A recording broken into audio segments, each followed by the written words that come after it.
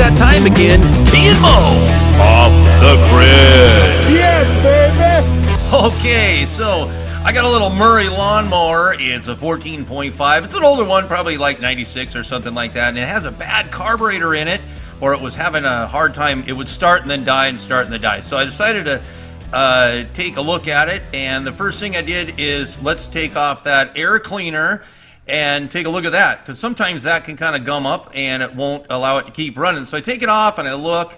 Air cleaner, it removes pretty easy.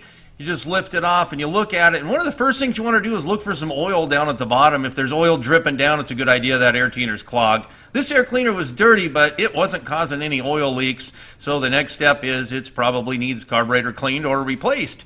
So taking a look at that, I also replaced the filter, the fuel filter. That still didn't do any good. So next thing we need to do is start taking things apart. So move the wires out of the way. There's some little clip underneath there. I'll talk about that in a minute. That's like a little solenoid, and that takes off. I could see those wires were a little buggered up.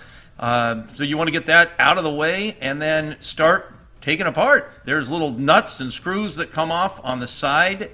Those two little nuts on the end, you can pull that off and lower this bracket first thing out of the way. It doesn't have to come off completely, and that allows you to get into the nuts that hold on the cover or the shroud that bolts onto the air cleaner. Once those are removed, there's one in the front, and then it's a little tougher to get to. There's one in the back. You do need a wrench to get them off, and you can reach in the back there, pull that last one out, and then it's pretty simple. There's a screw on the top and that other bracket screw on the side, but it should just lift right off and expose that filthy, dirty, disgusting carburetor that's underneath. Now the next thing, you want to grab these screws here. These are actually like bolts. Those will unscrew, and they will unscrew completely and pull out, and that's what holds the carburetor on.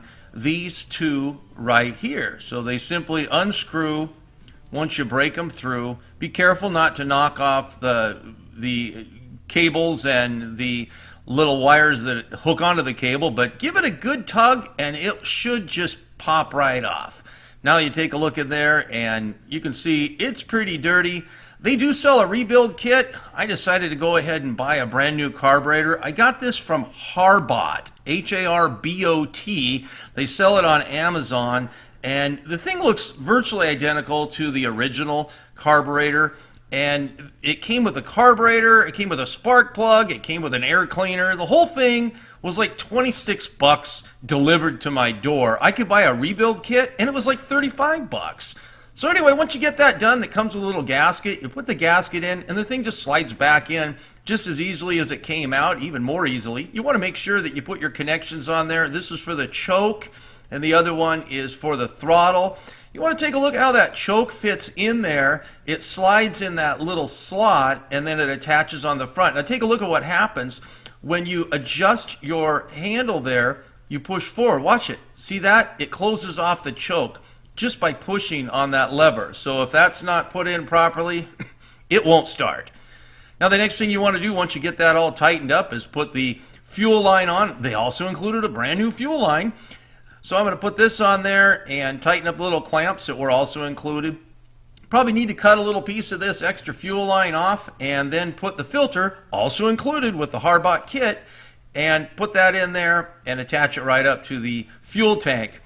Then bolt that bracket back on that holds the air cleaner. It just screws right back on with those two little nuts, and then you need to put that upper screw, and then that lower bracket needs to screw in. And if you retain those screws from the past, they're still good to use. This is the old carburetor. As you can see, it's pretty filthy. I could mess with that and clean it up and get it working maybe, but golly, for 25 bucks, 26 bucks, it's just not worth the effort.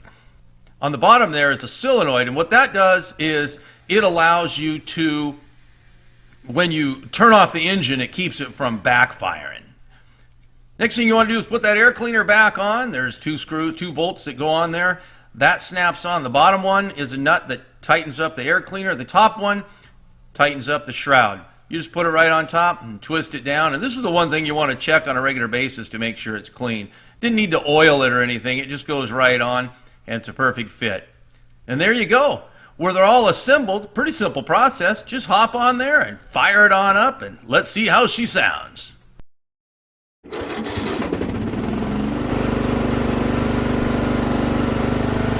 Now that's what I like to hear. Sounds like it's running pretty smooth. It's just a beautiful, good carburetor. That Harbot brand fired right up first try.